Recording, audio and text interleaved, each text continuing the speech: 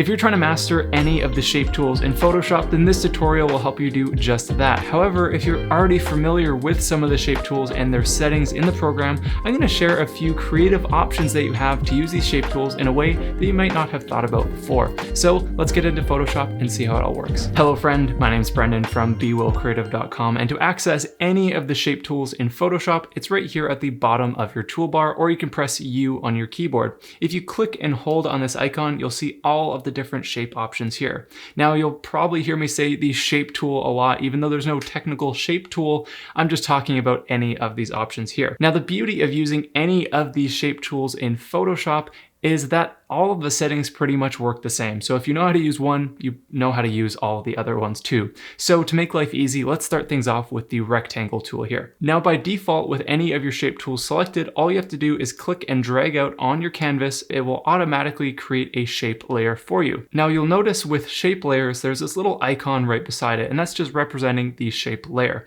However, this also is important to note because that means this layer is a vector and not a rasterized layer. Now to keep things simple here, that basically means that you can scale your shapes up and down infinitely and they will never lose quality. For example, if I just grab the move tool and I scale this all the way down and then committed to those changes, then scale it all the way back up again, you can see how the shape itself still looks nice and sharp around the edges and nothing is weird about it. However, if I were to rasterize this layer by right-clicking, go to rasterize layer, I'll no longer have any of my shape adjustment settings available. And when I grab my move tool and scale this down and then scale this back up again, you'll notice something a little bit funny going on. Look at how the corners have become a little bit pixelated. So that is basically what a shape layer is doing for you. It allows you to have a vector layer or a vector element that you can scale infinitely, and you still can adjust the color and the outline and all those types of things. So with that in mind, it's pretty much always a good idea to keep your shape layers as a shape layer.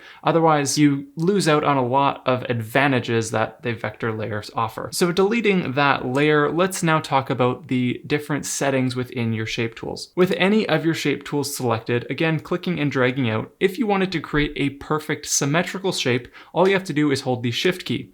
Notice how my rectangle has become a square, and because I'm holding Shift, it's locked into that perfect shape as you see here. Now this applies to any of the shape tools in Photoshop, so the ellipse tool, the triangle tool, all of those things. If you hold the Shift key, you will have a perfectly symmetrical shape. Now while your shape tool is active, you'll see in the options bar here all of your shape tool settings. Now to start things off, we'll talk about the easy things, which is the fill and stroke adjustments. Now the fill adjustment is all of the color on the inside of your shape. To make this easy to see, I'm going to change the fill color by clicking on the fill color picker here, and then I can choose one of the color swatches available here, or I can choose my own color by clicking the color palette and then going and picking a new color here. Let's go and pick blue because that's my favorite color. Clicking OK. Now you can see how the fill, which is the center part of our shape, has changed color to the one that we just picked. Now by default, your color fill will be set to a solid color like this. However, you can also add transparent fill, which means it'll be see-through. You can add a gradient fill as well as a pattern fill. All of those options are right here at the top of the fill window. So this little white icon with the red line through it means it's transparent. So that means you can see right through your shape if you have another element behind it, or you just want to create an outline shape by itself. If I click on the gradient fill option, I'll now have a gradient within my shape, and I can adjust any of my gradient settings here. Now I'm not going to get too in detail about gradients because I have another tutorial talking about everything you need to know about using gradients and the gradient editor in Photoshop that I'll leave up in the corner right now if you're interested. Now the next option is to add a pattern fill to your shape, which is by clicking this icon right here, and then you'll have all of your preset patterns as well as any that you've created or imported into the program available to you there. Now for the sake of simplicity, we're just going to do a solid colored pattern, and I'm going to go back to my blue color. So now that we understand the fill option here, let's go over to our stroke setting. The stroke setting you can adjust once again by clicking on the stroke color picker here. Unlike the fill, the stroke is the outline of your shape. So in this case, you can see the black outline around my square right now. So that is the stroke in action. If I go and click one of my color swatches, that's going to change the color of that stroke for me. And it's pretty straightforward to use. Again, you can add a gradient stroke, a pattern stroke, or you can even pick your own color for the stroke by clicking on the color palette there. Finally, if you don't want to have any stroke at all, then you can just set it to transparent like so, and that way you'll just have your fill and there's no stroke settings going on at all. For this example, I'm just going to add a teal stroke. Now beyond just the color options of your stroke, you can also change the thickness and your stroke type. So the thickness of your stroke is measured in pixels by this little box right beside it. So if you click on the drop-down menu, you'll reveal this slider that you can move left or right to scale the size of your stroke. So as you obviously scale up your stroke, your fill will become a little bit smaller because it evenly spreads into your shape and outside of your shape at the same time. An easy way to imagine this is by seeing this little path here. You can see how the stroke extends equally on the inside of the path and the outside of the path. So depending on how you scale it, the stroke will bleed into the fill color a little bit. Now to take this one step further, you can customize the stroke of any shape by clicking on the stroke type option here. Here you can choose to add a dashed or a dotted stroke. And again, regardless of which stroke type you're using, you can still adjust the stroke width in the exact same manner as before. Now there's even more options available to you by clicking the More Options button here down below, and here it reveals a few additional options to customize the look of your stroke. For example, you can increase the amount of dashes in your stroke just by typing in a number here. The more you have, the more dashes that will be visible, and likewise with the gap, that'll just make them either look further apart or closer together, depending on how you want things to look. Now remember how before I mentioned that the stroke sits equally on the outer and inner edge of your shape, and that's because the alignment is set to center by default. But if you wanted to change that, you can click on the align option and go to the inside, or you can go to the outside. So then if you're on the outside, the stroke will only go outside of your shape and not affect any of the fill. This will be really useful for when you want to outline a shape or an image, which I'll share how to do later in this tutorial. Now, after your shape is created, you can scale it whenever you would like. And there's two different ways to scale it. You can either use the width and height options up here in the options bar, just clicking over the width or the height icon there. You notice how my cursor becomes a hand icon with two arrows. I can go and adjust this as needed, and it will scale either the height or the width independently. Now, if you want them to scale together, all you have to do is click on this link icon, and then regardless of which one you hover over or adjust, it will adjust both the width and height equally at the same time. Now, this is useful for very specific adjustments, but I like to do things a little bit faster because I rarely need an exact pixel amount. So in that case, you can just hover over any of the anchor points around your shape and then see that little double-sided diagonal arrow. Just click and drag that wherever you'd like. And again, you can scale your shape. And because it is a vector layer, you're not going to lose quality no matter what you do to the scaling. So at this point, you know the basic settings of the shape tool. But what if you wanted to combine two different shapes together to create something a little bit more unique? Because the problem is, by default, let's, for example, create an ellipse here. I'll click and drag out, holding the Shift key to create a perfect circle. Notice how all of my settings are exactly the same from my previous shape, but my ellipse has been added onto a new layer. This is fine if you want to edit your shapes independently, but what if you wanted to add a rounded edge, for example, to this side of your rectangle? In that case, there are a few helpful options to know about with the shape tool that I'm going to show you right now. In the options bar, while your shape tool is active, you'll see this path operations option. And by clicking on that, you'll see a few different settings you have from combine shapes, subtract, intersect, exclude, and so on. By default, this will be set to new layer, which means every time you create a new shape, you will create a new shape layer. Now, if I wanted to combine two shapes together onto the same layer, I just click on the combine shapes. Now look what happens while my ellipse tool is still active. I'll click and drag out, and I'm going to try to get it right around the edge here, holding the space bar to move the whole shape as I'm creating it. Now I let go, and notice how the shape has extended out, and it's all happening on one layer. Rather than creating a separate layer with the ellipse, it's merging my rectangle and the ellipse together because of our path operation settings. Now, these same options can be found within the properties panel, which will automatically appear while you're creating shapes. Down here in the pathfinder option, you can see that I have the combine shapes option enabled. Now, if, for example, I choose subtract from shapes, notice how the opposite has happened. Whatever I created with my circle or the second shape is subtracting from my original shape, which is the rectangle. This can be useful because, for example, let's say you wanted to create a shape within a shape, like a cutout, for example. All you'd have to do is just click and drag a new shape within another shape, and it will subtract that from it. Now, going back to my original example, the next option you have is to intersect with shapes. So by clicking on this icon here, basically what that does is it takes the overlapping areas of the two shapes that you created and only makes that area visible. So as you can see here, the rectangle extends around this way while the circle extends out that way. So therefore, the only thing that is visible is this little section of our shape. The final option is to exclude overlapping shapes, which is what you see here. So by clicking on the exclude overlapping shapes, it essentially does the opposite of what we just had previously. Anything that is overlapping will now become transparent or cut out essentially. It's not going to be a part of your shape anymore. So with those different options, you can get some pretty creative looking shapes that aren't necessarily possible with just your basic set of shape tools. So now that you know all the most important bits of creating shapes, let's talk about some more advanced methods that will be useful when you're working with shapes in Photoshop. The first thing is going to be rounding edges and dealing with some more advanced settings, such as dealing with the Polygon tool as well as the line tool. Now to access the Polygon tool, all you have to do is click and hold and go to the Polygon tool here. And what this tool allows you to do is basically create any shape with 3 to 100 different edges. So that way you can get a lot more types of shapes beyond just a rectangle, a circle, or a triangle. To set the number of sides of your shape, you can do so in the upper options bar. From there, the fill and the stroke settings are going to operate the exact same ways as before. You can choose a solid color, a gradient, a pattern, whatever you would like to do is all available up here. Now, once you go and click and drag out to create a shape, I'm holding the Shift key to create a perfect shape in this case.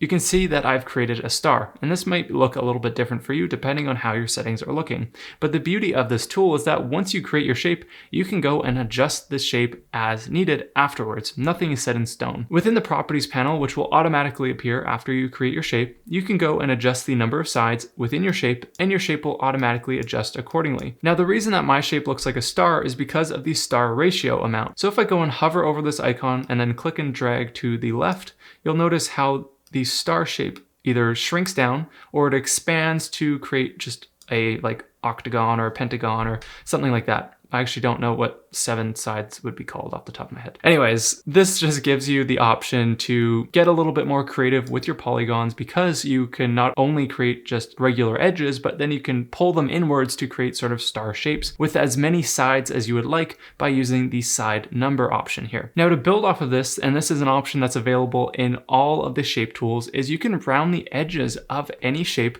by adding an amount to this rounded edge option here, or to make life even easier, you'll see this little blue circle icon, and if you click and drag that inwards, the edges of your shape will begin to round. And this again applies to any shape that you're using in Photoshop. So this is another great way to customize your shape and round the edges if needed. Now, before we get into the creative adjustments, let's go and talk about the line tool because there's a couple important things to note there that aren't available in the other shape tools that we've discussed so far. Now to access the line tool, all you have to do is click and hold, go down to the line tool option. And the thing that's different about this tool is the weight adjustment. So if I click and drag out to create a line, if I hold the Shift key, it'll stay perfectly straight at 0 degrees. You can see that we have a preset width here. Now what some people might be tempted to do is add a stroke to this, but I'm going to show you the problem with that in just a moment. But let's say you want to have a thicker line. Unfortunately, you can't edit the weight of a line after it's created. So therefore you need to go to the weight setting in the options bar and type in a new weight that you would like. So I'll put in 15 pixels for this example. I'll click and drag out like so. And now you can see that the line has become thicker. Now what some people will do is go to the stroke setting and then just increase the stroke amount like so. The problem with this is unless your stroke is the exact same color as your fill, which can sometimes be easy to miss, you end up with this sort of weird looking thing because your line is like 2 different colors. You see your fill color as well as your stroke color. So to avoid this problem altogether, you either need to make your stroke and your fill the same color, or you just need to redo your line with a thicker weight. So now you know all the options you have available to you with any of the shape tools in Photoshop, but let's take this one step further and start getting a little bit more creative with it. The first way that we'll do that is by using paths to create custom shapes. Now with any of your shape tools active, for this example, I'll select the ellipse tool. You'll notice in the options bar that by default this is set to shape. Now below that you have the option to select path or pixels. Now if you select pixels, you'll just be creating a rasterized shape, which you can't edit the color or the stroke or any other settings of. So to be honest, I don't really know why you would want to use the pixels in any situation, because like I showed you at the start of this tutorial, having a rasterized layer just isn't as good as a vector layer in like 99% of the situations. However, the path option does offer some unique things that you can do, such as creating selections or even custom shapes. So for example, clicking on the path option here, you'll you'll notice that all of my color options have now disappeared. Now when I click and drag out, the same thing applies if you want to create a perfect circle or a perfect shape. Just hold the shift key and then it will create a perfectly symmetrical shape. But notice now that I don't have a fill or a stroke anymore, and that's because this is a path and not a shape. Now once your path is created, you can actually do a couple different things. You can either choose to make a selection to say cut out a background or crop a layer, or you can go and create a shape by clicking on the shape option. So this will then add a fill and stroke adjustment, and you're pretty much back to where you were before. Alternatively, you could go and create a selection by clicking on the selection option here, choosing a feather radius for the edges of your selection, and then you'll have an active selection like you see here. I'll show you how that's useful in the next example when we go and crop an image into a circle and do a nice little outline to it as well. But for now, I'm going to show you how to create a little custom shape. So with your path active, you can go and create a few different paths together if you would like, depending on what kind of look you're going for. Now, in this case, let's just say that this is the shape that I would like to create to use later on. From there, we can go up to Edit and down here to Define Custom Shape. Now everything that you see in white will be the custom shape that you can use later on. I'm going to call this to bubbles. Then I can go and click OK. Now with that custom shape saved, I can go and find my custom shape tool. And then in my shape option, you'll see that my new shape is created, my bubble shape down at the very bottom. And with your custom shape set, I'll set this back from path to shape.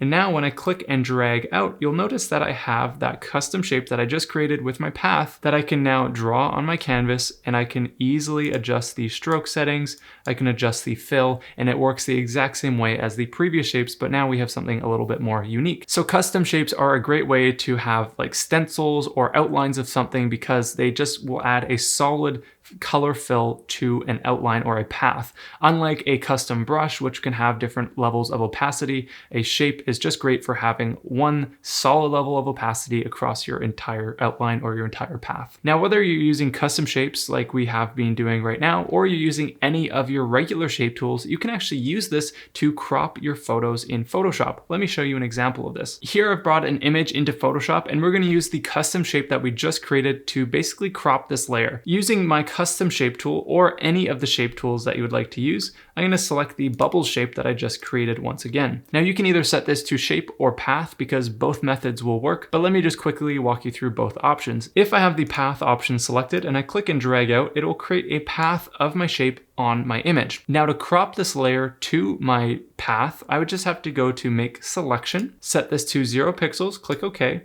and now clicking on my image layer, I can go and add a layer mask like so, and now my image has been cropped to that path. To move my image within the path, I can just unlink the layer mask from the image, click on my image layer, grab my move tool by pressing V, and now I can move my image within my layer mask independently so that I can get the perfect positioning within my shapes. Now this is probably the best option if you just want to create a simple outline like this. However, if you want to go and add an outline to your shape afterwards, then this next method will help you do that a little bit better. So just stepping backwards by undoing all of those adjustments, let's now do the same thing, but now with our shape option set to shape rather than path.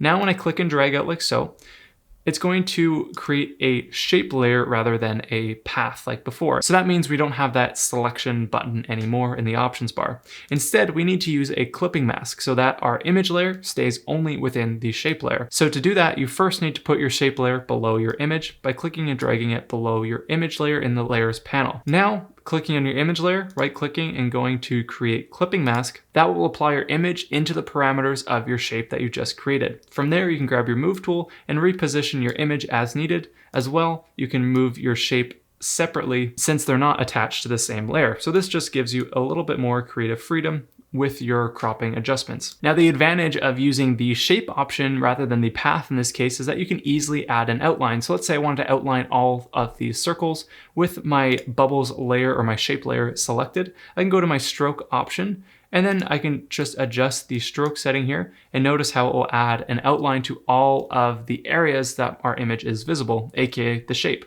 From there, we can go to our path type, go to more options, and we can even adjust this to the outside so that it's not covering any of our photo, or you can even do dashed or dotted lines around your crop depending on what kind of thing you're going for. So this can be really useful when you're wanting to make a special crop for like social media or your website or something like that.